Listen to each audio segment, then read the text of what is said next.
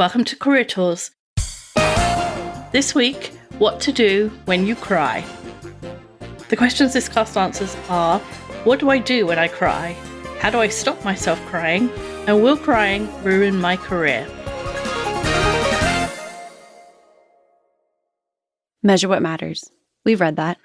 The things that get measured get done. We've heard this. Directives about measuring are everywhere. Data, data, data. And we can give you that data. If your team is trained by us, we include Roadmap. If you purchase a personal license, you get Roadmap. Roadmap is a way to track your one-on-ones, your feedback, your coaching, and delegation throughout the group, throughout the team, throughout the entire company, with charts and graphs and tables to satisfy all your little high C hearts, because measurement is key. Crying or expressing any strong emotion really at work, in public in general, is uncomfortable, and at work it seems to make it worse. You and I were just talking before the cast about, not wanting to cry in public, not wanting to cry at work in public, just because that would make you cry harder. That would be worse for you to be seen than the crying itself, right? Mm-hmm. Yeah, I think if I started to cry and then I knew I was at work, I would feel worse and it would make me more emotional. Yeah. So it's normal. People do cry at work. It's okay to cry at work. And to answer the question right at the beginning of this cast, is it going to ruin your career? No. And not at least, as most people cry, occasionally. But we're going to talk about what to do if you find yourself crying to try and kind of bring that situation back to normal. Mm-hmm. We're going to talk about it's okay to cry. We recommend you excuse yourself and don't give in. And then distract yourself. We've got some ideas there. You can breathe a bit and take a walk. And then finally, prepare for next time. So it is okay to cry at work. It's okay to be angry or fearful or happy or excited or any of the other range of human emotions. We tell managers it's okay to be angry with your directs. It will happen because they will wind you up some days. And it's not just crying that it has an outward expression, right? Angry people go red in the face and their veins bulge. They might clench their fist. They clench their teeth when they're frustrated, right? So lots of emotions have an outside expression, like upset has crying. And it's normal and okay to have all of those reactions and all of those, both emotions and the outward reactions. We are emotional beings and we don't leave our emotions at the door. Although, what is it that Sarah says? She leaves her emotions in the box. Leave your feelings at home. In a box under the bed. Yeah, leave your feelings at home under the bed where they belong. Yeah. Well done, Sarah. I can't do that. But you don't want to be unemotional at work, right? Because emotion is what allows you to build trust with people or communicate with people and understand their point of view, whether or not that's the people you're working with or the customers that you're trying to serve. It's being able to put yourself in their shoes that helps you communicate with them. And so we don't want to leave emotions at the door. Mm-hmm. Crying is okay. It really is okay. It happens, and a great boss will understand and allow time for brief personal interludes. That's definitely something that is reasonable. And sometimes crying turns into something more. But failure to perform due to emotional stress is not acceptable. It's not okay. So a short bout of crying is really nothing to worry about, although some bosses will make you feel like it is something to worry about, meaning you should probably avoid those kinds of bosses. What's not okay is expressing those emotions that you're having to a degree which stops work being done. For example, it's really not okay for someone to be so angry that they yell at their coworkers. It's not okay for someone to be so sympathetic to the customer that they give away product or do something that causes the company to lose money. It's not okay to like some of your colleagues a lot and some not so much and treat them unfairly because of those emotions. Just like it's not okay to cry persistently at work, either in a meeting or at your desk or somewhere in the building. If your crying is stopping other people from getting things done, perhaps because they're spending time consoling you, maybe because it's upsetting to them, then you need to take some action. The major parts of which will be to excuse yourself and to fight your tears. Yeah, which we'll address in a second. But before we go on, in this guidance, we are assuming you are crying for genuine emotional reasons. Whether or not somebody else would cry over those things is immaterial. It's genuine tears. If someone is crying to manipulate people, which is the other reason to cry, there's two reasons to cry. One, you can't help it, and two, you're trying to manipulate someone. If you are trying to manipulate someone, then I don't think you'd be listening to this, because you know that honesty and ethics are like big, strong themes here. And crying to manipulate someone is not a question of emotional leakage. It's a question of honesty and trust. And if you're not honest and trustworthy, then don't bother listening to the rest of this cast, because you're crying for an entirely different reason. This guidance will not help you. Yes, exactly. So if you are crying at work, we recommend that you excuse yourself. When you feel yourself, start to cry, if you know you're going to cry, say, please, would you excuse me for a few moments, and simply leave the room. You don't need to actually wait to be excused, because we're assuming that the people you work with are polite people who will not say no to your request to be excused. As a general rule, it's polite to allow people to be excused if they ask to be excused. You can assume that the answer is yes. Yeah, I think that's reasonable. We assume that people have a good reason to ask to be excused, right? If you're in a room with a lot of people, you don't need to draw attention to yourself by announcing to the room that you're excusing yourself. You could just talk quietly to the person nearest you, say to them, I'm going to excuse myself for a few moments, and leave as unobtrusively as possible. And sometimes, if you're in a room and somebody's just announced that somebody is leaving and there's 50 people in the room and that's upsetting to you, that's okay that you're upset, but you don't want to draw all of the attention to yourself. You just want to leave as quietly as possible. You could also say, if you're in a conversation with somebody, would you mind if we came back to this topic later and I excused myself for now? That's a way of saying, it's the topic and I want to carry on this conversation, but I want to make sure that I'm in a frame of mind to talk and listen. Another thing you might say is, I want to hear your feedback. Would you please excuse me for a few moments while I compose myself? So if somebody is telling you something that's upsetting, you want to tell them, hey, I want to hear this. I guess part of that whole career thing is we got a customer service query from a licensee months and months ago. But they had a direct that every time they gave them feedback, positive or negative, the direct started crying to an extent that they couldn't carry on the conversation. And the person was like, okay, I understand that feedback, the person was quite young, I think. I understand that feedback can be upsetting. I understand that she has an emotional reaction to it and that leads her to cry. That's all okay. But it's not okay that I can never have a conversation about her performance, because that's part of my role as a manager. So what we want to give you the words for is, I want to hear your performance feedback. I want to hear what you have to say to me. I know that that's your role as a manager, and my role is to listen and to implement. And right now is not a good moment. So we want to make sure that we're clear that we're coming back to it. We're willing to come back to the topic. It's just right now, we just need a few moments to ourselves. So leave the room.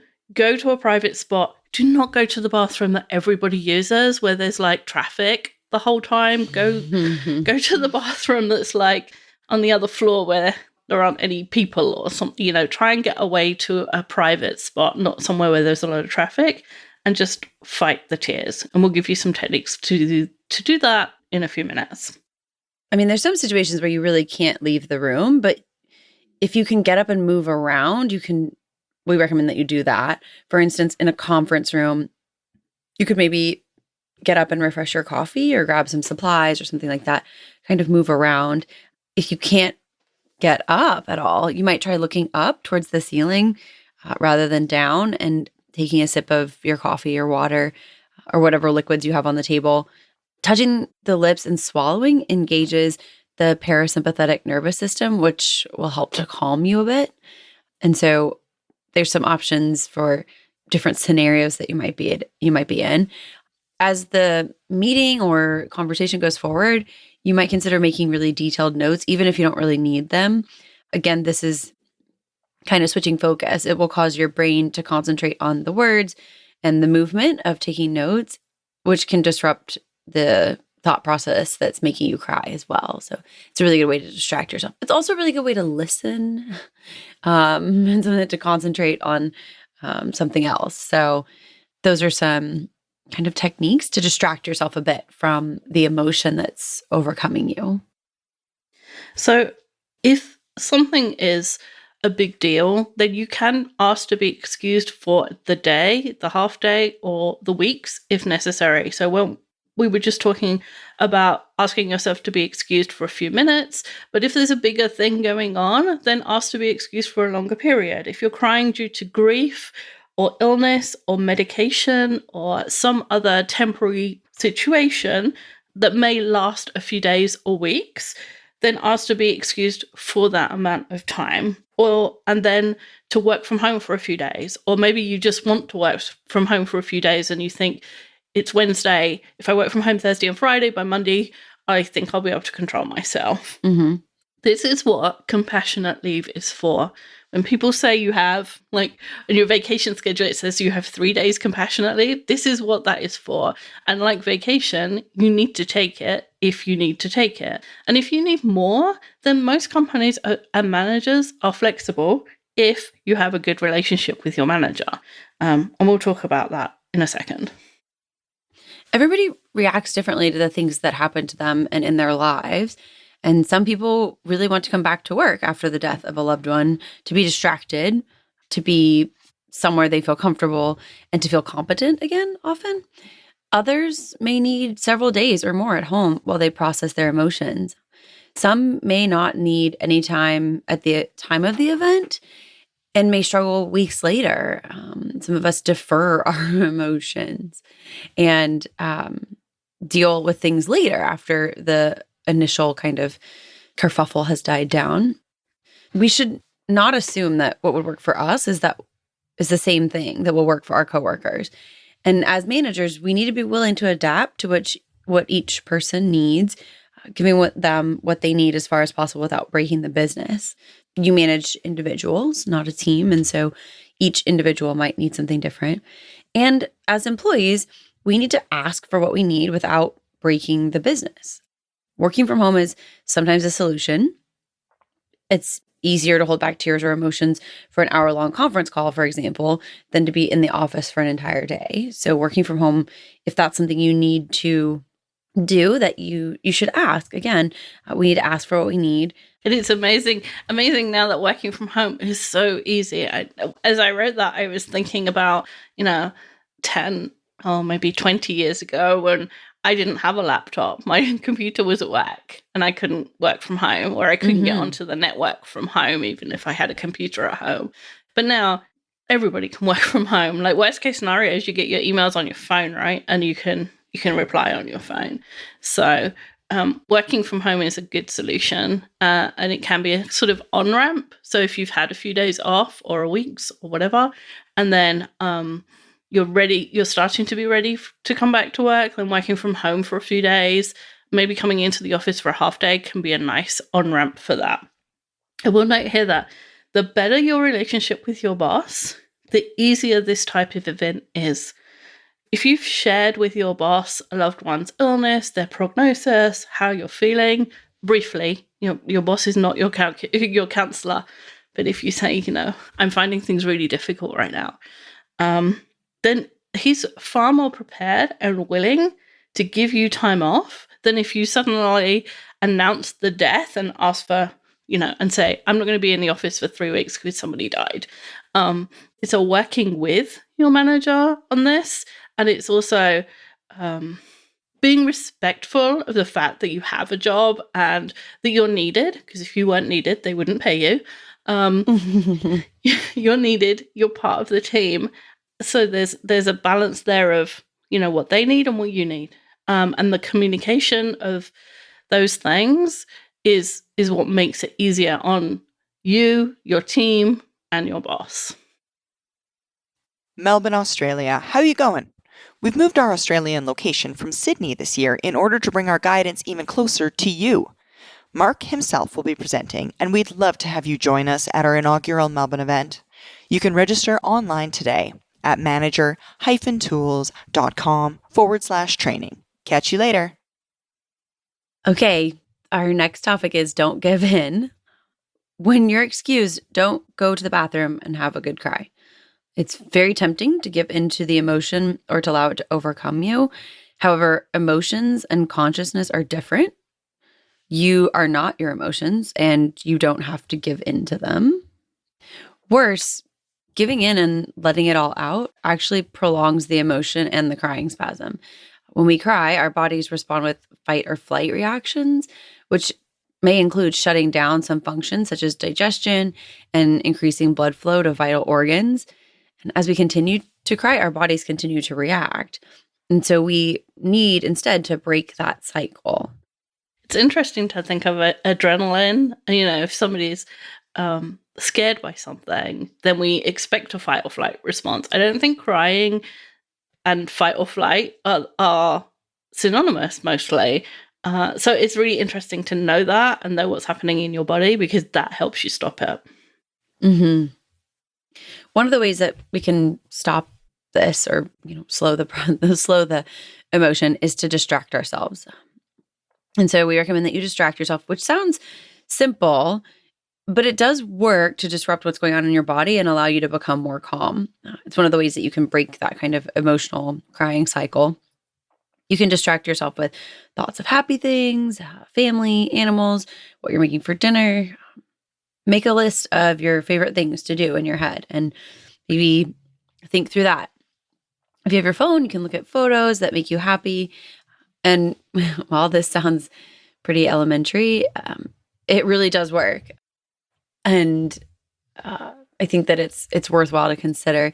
It's so funny. It reminds me, there's a movie where at the end she says that she lays in bed at night and just thinks of all the good things. I can't remember what movie that. Oh, yes, I can. It's The Hunger Games. Never mind. Does it all work out in the end?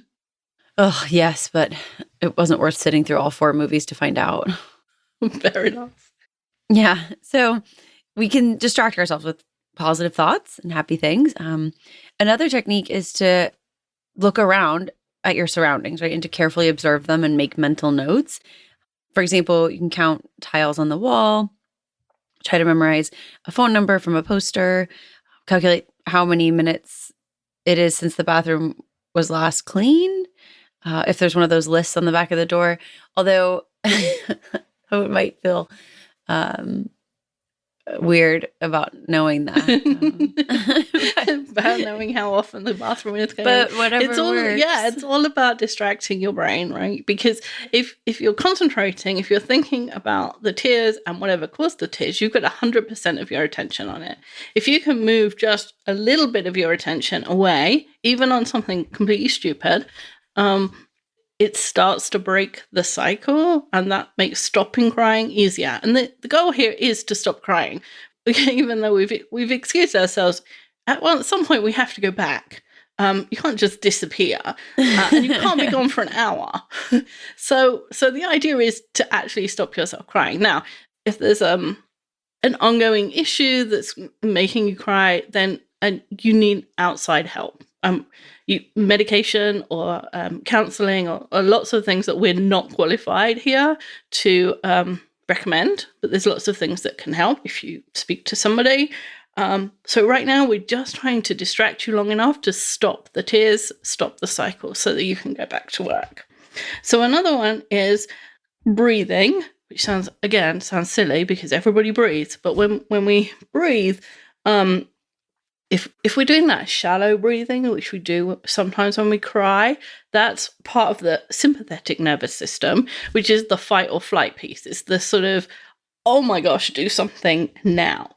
So if you breathe more deeply, then it engages the other system, the parasympathetic the parasympathetic nervous system, and that's the one that works when we're not scared, it's the one that works when we're relaxed and we're not thinking about things. So if you can trick your body into thinking, oh, let's do the parasympathetic one, that's the calm, relaxed one, then you can get yourself into that state by tricking it. So you don't want to hyperventilate or hypoventilate. You don't want to start breathing so deeply that you make yourself feel faint. But you can do, one of the pattern is breathe in for 4, breathe out for 7. So you just count slowly.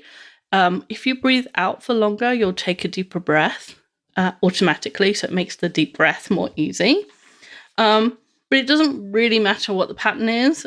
So you don't have to remember that specifically. Just concentrating on the counting, the sound of your breath, the view, you can see your abdomen expanding and contracting, that feeling of growth and contraction. If you concentrate on all of those things, you'll find it easier to stop the crying. Mm-hmm. You might also consider taking a walk. You may only be able to walk to the end of the corridor or the end of the hall, but doing that a couple of times will help. Once again, this is that discussion about kind of just distracting not only your brain, but your body and the functions it's going through. Moving slowly will disrupt the sympathetic and engage the parasympathetic nervous system. This is the one time where you actually can multitask. I recommend multitasking. Oh my gosh, it's so funny. I was talking to somebody at my conference the other day about multitasking, and I said, our brain's not very good at it. And I said, and it's why you turn down the radio when you are lost in the car. It is. Yeah. In this case, you can multitask. You walk, you think of nice things, you count your breaths.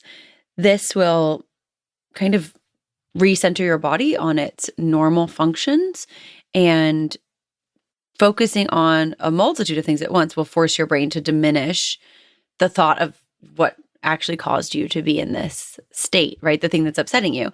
And we're basically giving that topic in our brain less space to take up so that we can concentrate on other things.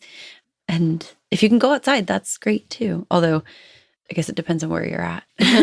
Yeah, and whether outside is things. private and all that kind of stuff. If, outside is a busy shopping mall, then you probably don't want to go there. That will be worse. Yeah.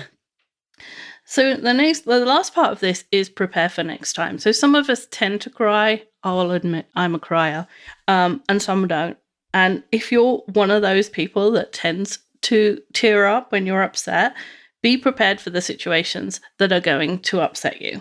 So, for example, annual reviews can be stressful and upsetting, even when they're good. Some people cry when they get good feedback. It's not that unusual. So when you know your annual review is coming up, get prepared. Make sure you have tissues. Ask for your annual review meeting to be in the beginning of the day, because 1, you won't have all day to worry about it. And 2, the more tired we get, the more emotional we get. It's that decision fatigue thing. Now, at the end of the day, it's harder to rein things in. So ask for your meeting to be in the morning. There's nothing wrong with saying, hey, if you've been allocated 1 o'clock and somebody else has been allocated 9, ask if you can swap.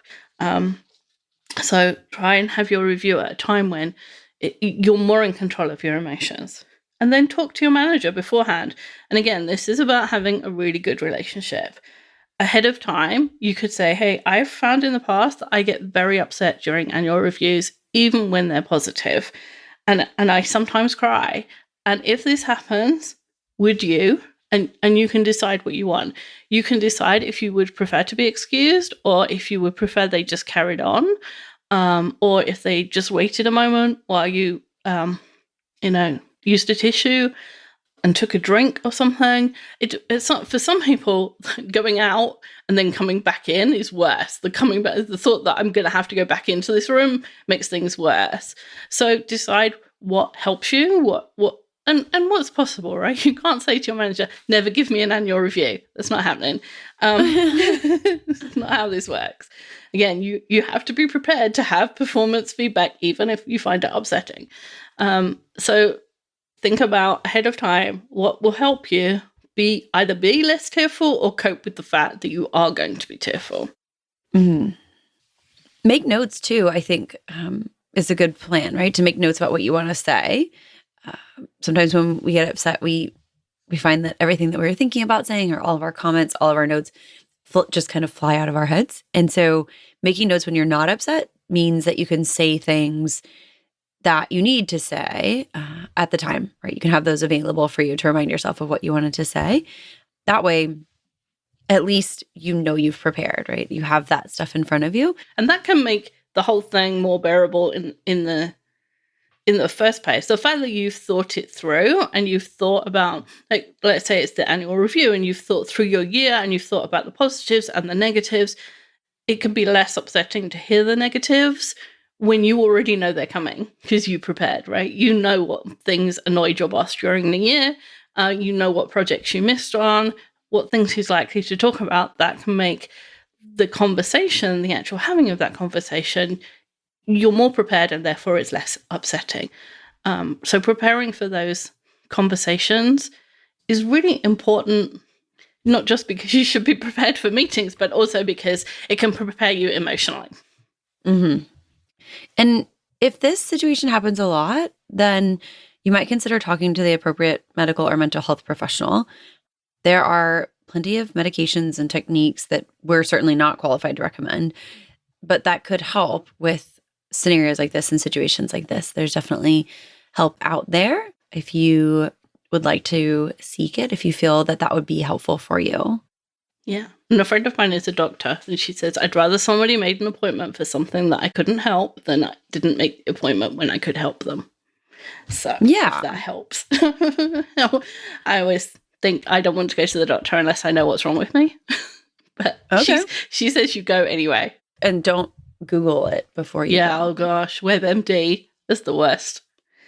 So it's okay to cry at work. You're not the exception if you do. Most of us have found ourselves tearful at one time or another. It happens.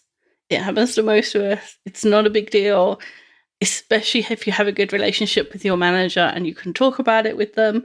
But the professional thing to do is to take action at the time to handle it and prepare for it and try and circumvent it or avoid it when you can, rather than letting it take over and stopping you from working and stopping other people from working and just causing a whole big drama. So we want to try and minimize it. We want to try and move on from it so that you can hear what's being said.